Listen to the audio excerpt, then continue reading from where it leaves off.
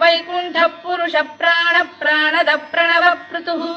हिरण्यगर्भः शत्रुघ्नो व्याप्तो वायुरधोक्षजः ऋतुः सुदर्शनकार परमेष्ठी परिग्रहः उग्रः संवत्सरो दक्षो विश्रामो विश्वदक्षिणः विस्तारस्थावरस्थाणु प्रमाणम् बीजमव्ययम्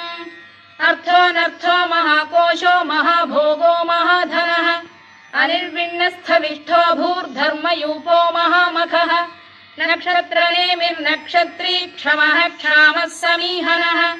यज्ञयुज्यो महेज्यश्च क्रतुः सत्रम् सताम् गतिः सर्वदर्शी विमुक्तात्मा सर्वज्ञो ज्ञानमुत्तमम् सुव्रतः सुमुखः सूक्ष्मः सुघोषः सुखदः सुहृद् मनोहरोजितक्रोधो वीरबाहुर्विदारणः स्वापनः स्ववशो व्यापी नैकात्मा नैककर्मकृत्